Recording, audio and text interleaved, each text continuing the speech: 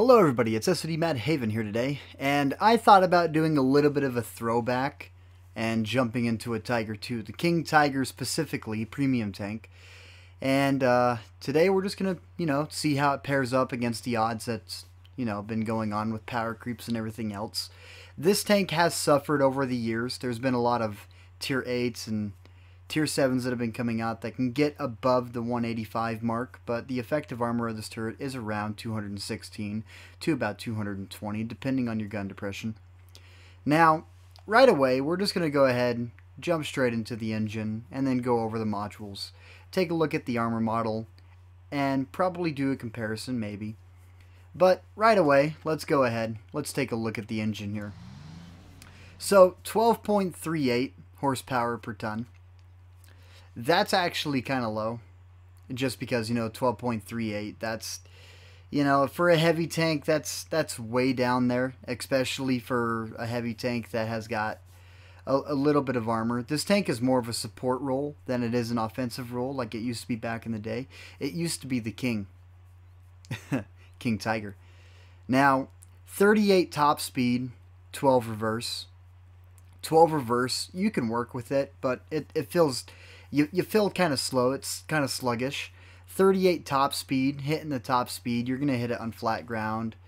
It's not too bad. 38, you can move around the map. Don't expect to get back to your base cap if people are capping it, however.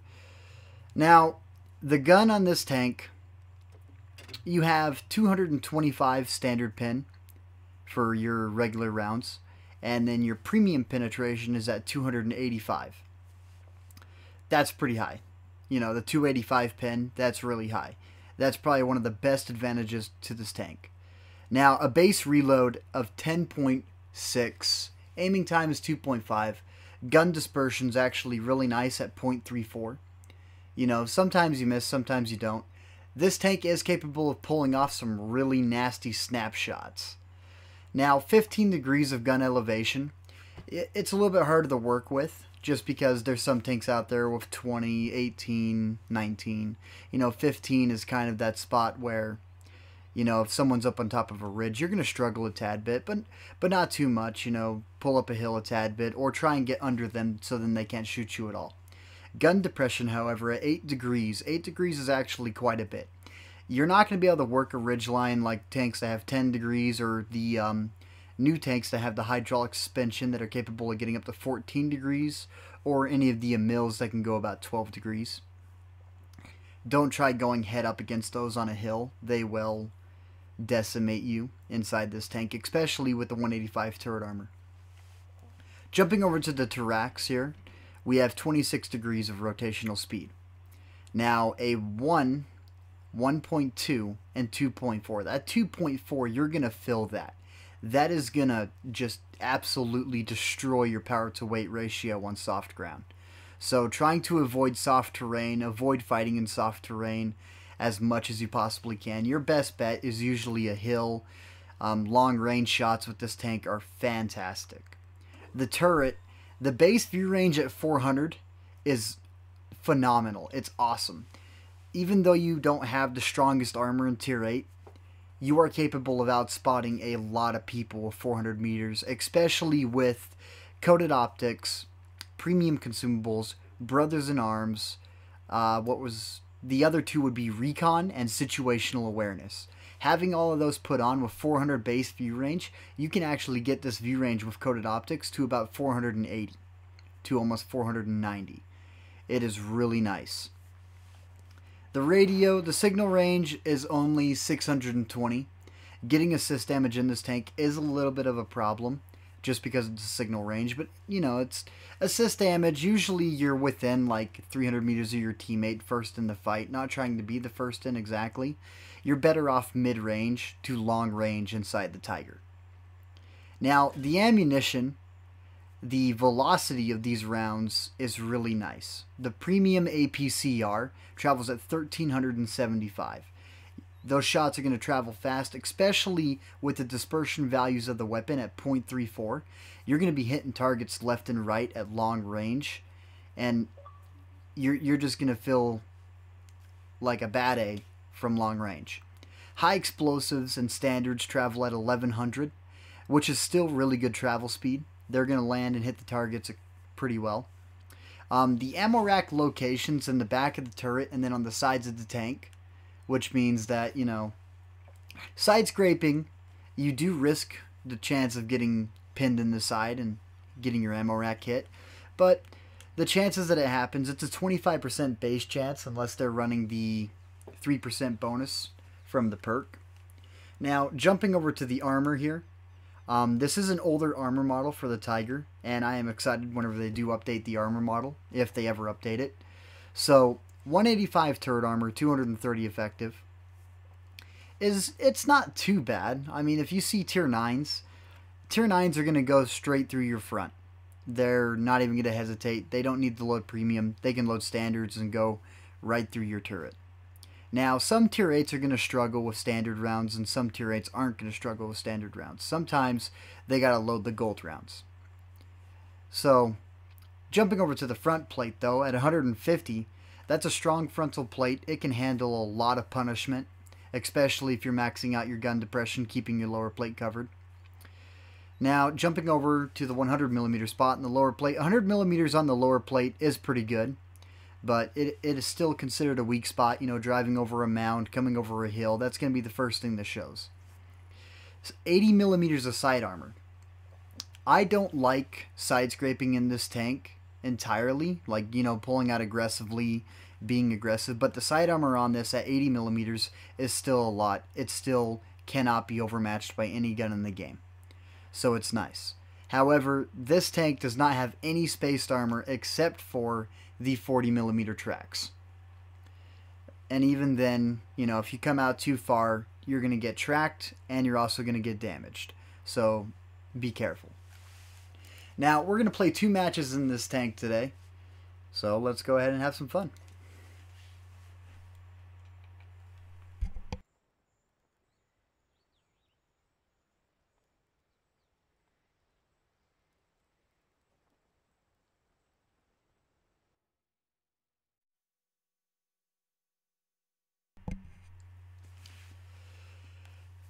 Severgoska. Here we go. First match of the day as well. I just got off work, getting home. I like to kick back for a minute, look at some memes. We're all weebs. Don't worry about it. It's a good time. So it's an encounter battle. The 1 up, 1 down is gone. So there's a chance that we're going to be seeing tier 10s. Look at that. Alright, so with premium rounds, we're going to be able to go through pretty much any of those tier 10s with the 285 penetration that we get. But we're going to try and avoid premium rounds to begin with. We're going to just go after standards. And if we run into the heavy armor, of course we're going to load premium.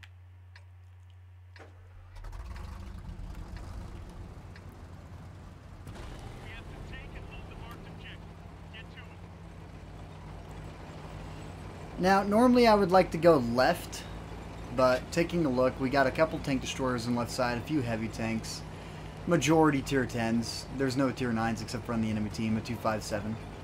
And going right, we're kind of at a disadvantage because, well, we have 1, 2, 3 tier 8s coming up. We have an Andre the Giant, 4 tier 8s, and a Valor. So, 2 tier 10s, 4 tier 8s. If we get rushed by multiple 10s, which probably is going to happen, I'm just going to start loading premium right away. If the 260s come around, I don't see us making it too far. We do have a pretty good amount of hit points to be able to take on a little bit of a gunfight, but not to outlast anyone. Especially in tier 10.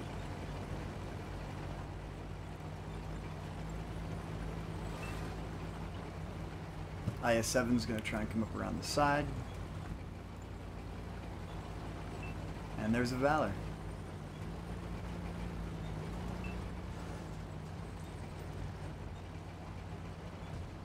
And one of the Object 260s, but he's down low. So Object 260s, we can actually overmatch the top armor. And right away he's firing premium and we angled just in time to bounce it off our top plate. But I don't expect to continue to bounce. And there's the snapshot capabilities, not even aiming in, just taking a pop shot. 260 coming around back. We're going to try and help out that, never mind, he's out.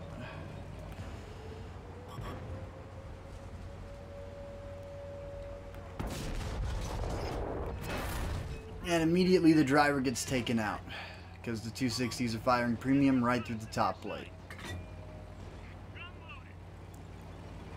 An IS-7 and a 260, I don't see us being able to do much here. And our gun's not big enough to break the tracks on the IS-7 right away. Gonna get that driver back in because we need him.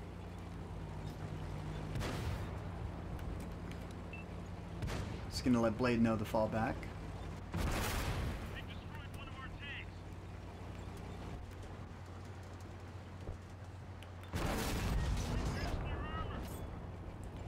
Now the 80 millimeters of side armor, if we are lucky, we are going to bounce this IS-7.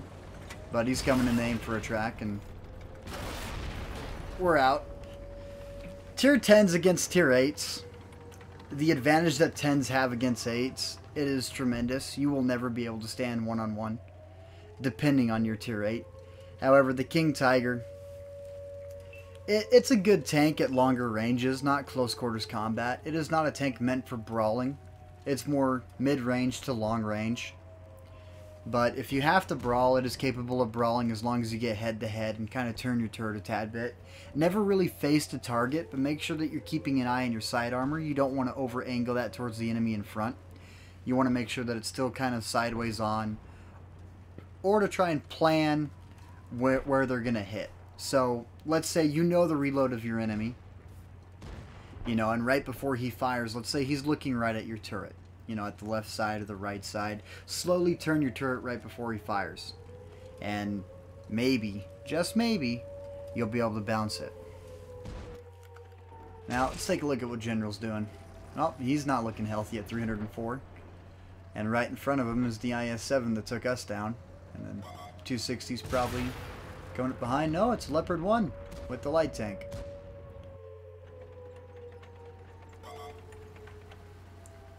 Batchat 25 ton. They did hit that tank a few years back. They gave it a longer reload and took away a lot of ammo. It's still a good tank.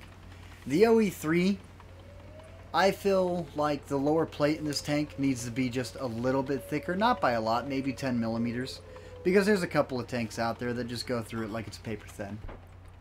But we'll jump into an OE3 video later. We're not going to review one now.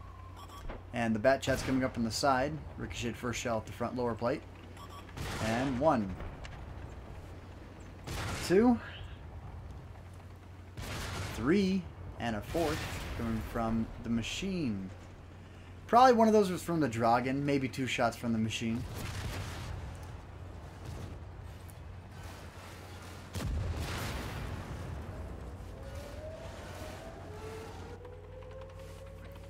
And we have a Tier 8 and a Tier 10 left.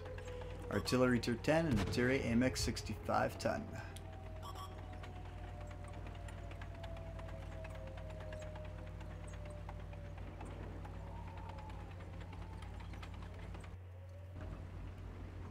Artillery's getting rushed by the 2 mediums. And Ram.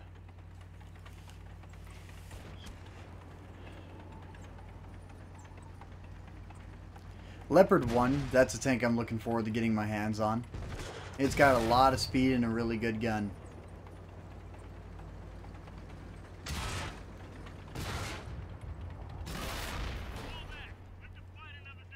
So, the King Tiger, the gun on it, it has a really good gun with that 285 premium pin, but you gotta remember, premium rounds don't exactly have, you know, the best penetration against spaced armor. Your standard rounds, usually your standard rounds will have better penetration values against spaced armor and a better chance to go through. But sometimes they also get absorbed. So a secondary APCR is kind of a, you know, APCR is nice for higher penetration plus faster speeds. So it's kind of a trade-off. You know, you load your AP first that has 225 base penetration. and you're going to be able to go through the spaced armor. So against that IS-7, whatever is coming up and around our left, if I was loading standard rounds that are AP, we probably would have gone through his spaced armor because of how flat he was to us. But it wouldn't have changed the fact that we did get knocked out pretty early in the match.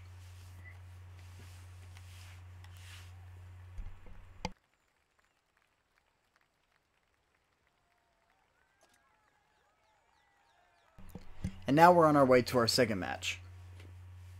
So, I was going to do this review solo, but Blade wanted to make a little bit of cash in Tier 8, so he's hosting. Now, Mountain Pass Snow, standard battle. Since 1 Up 1 Down is now gone, I find that matchmaking is a little bit worse. And I'm not saying that in a bad way, but Tier 8s, they suffer a lot because of the Tier 10s. A lot of people on console like to play nothing but 10s all day, so getting top tier matches or getting mid tier matches, you're probably lucky to see maybe one every single 7 or 8 games. And that doesn't mean you're going to perform good that match either. Now, Mountain Pass, depending on the tank that I am playing, will depend on what I do. I usually go straight down the center, take a few pop shots, and then I like to sit around in the center area for a little while. So around, let's say, like E3, I'll kick it around here for a minute.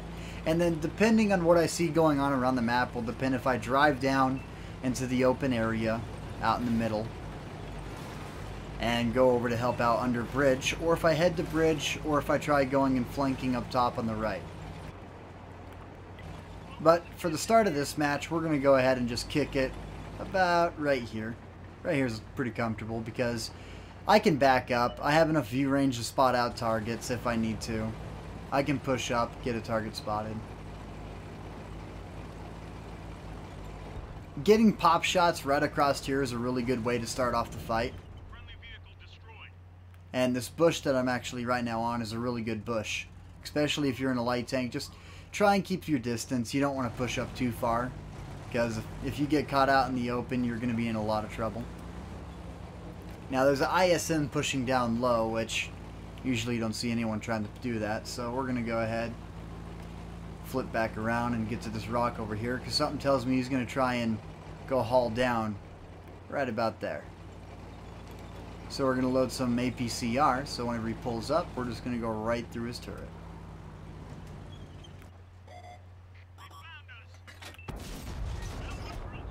Or right through the side armor because he gave it to me.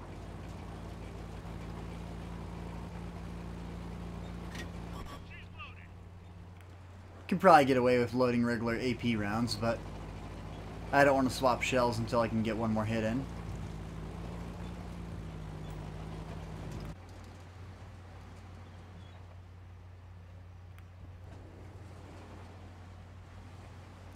So we got Blade and General hitting up that right side. They're going to see what they can do over there. Since we're middle tier, they should be doing alright. And we're targeted, which means artillery's probably trying to focus on us, or light tank off in the distance.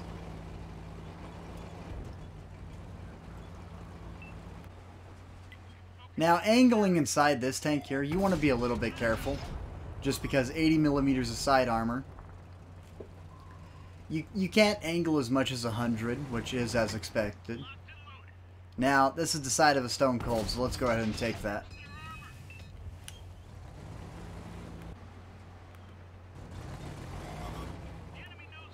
ISM's trying to come up. We're going to go ahead and punish him because of that. Start loading in AP. 1. And now he's focused on artillery. If you're loading AP, our shots would be traveling a lot faster and be able to hit that guy right away. That light tank probably still has one more round. Maybe none. He's probably started his reload. And against this ISM, we're going to struggle a tad bit. So we're going to go ahead and try and back up. Give it some time. Side of his turret, since he's giving it to us. Load the APCR.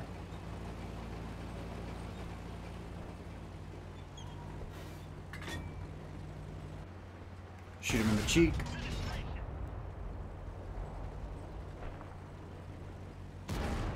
And And there we go. Since we're wiggling our turret, trying to make sure that we see where he's aiming, we are capable of blocking that shot. The Tiger works just like the E100 and the Mouse. As long as you are moving around your turret to prevent targets from being able to hit it, you should be fine. And there we go, the 1375 travel speed APCR rounds. A lot easier to hit light tanks. However, they are high penetration rounds, so it does kind of suck whenever you have to waste them on lights.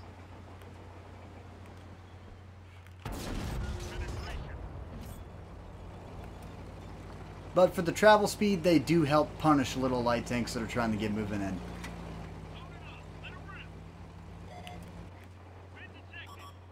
Now, the gun dispersion on this tank is absolutely amazing at .34. And we are just getting hit up by light tanks left and right, aren't we?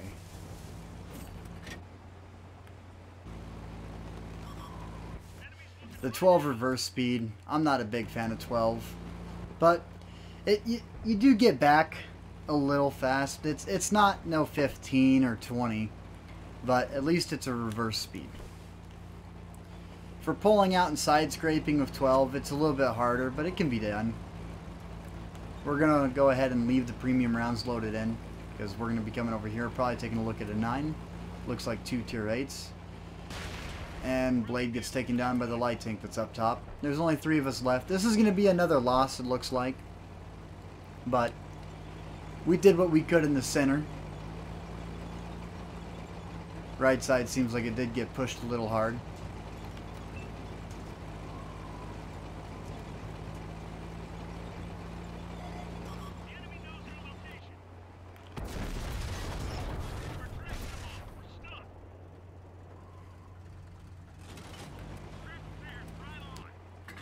If the other 2 here would push up with me, this would make a big difference, rather than just sitting in the back. And trying to take an on-the-move pop shot's not going to happen, so...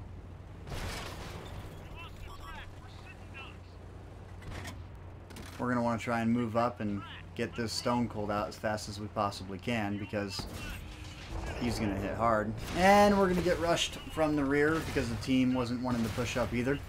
And Stone Cold, with its 1 sec interclip reload for 280 alpha with a 90mm, firing nothing but premium rounds at 280 penetration. Yeah, that's they're pretty high and they hit really hard, so takes us down really quick. Other than that, the tank itself, it's not a bad tank. You know, it's like any other tank out there. You just got to learn how to play it. I haven't put a lot of matches in a Tiger since year 1. And it's kind of sad to see the Tiger, you know, it's been neglected over the years. And I'm excited for whenever they do buff this tank. Would I recommend you get one and hold on to it just to have fun in it? Yeah, it's a fantastic tank as long as you end up in the right conditions. And today it would have been nice if we could have, you know, got a first class mastery, or we could have ricocheted, I don't know, 5,000, or did it like a 4,000 game. But the 2 matches that I just had inside the Tiger, those are what you can expect out of it. It's not the greatest, however, it does have an extremely good gun. It does have really good view range.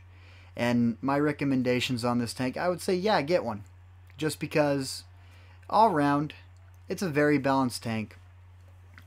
You know, it's not overpowered in any way. If anything, it's a little underpowered. But the gun, super good gun. So, on a rating of 1 to 10 for this tank, I'd probably put this tank around a 4.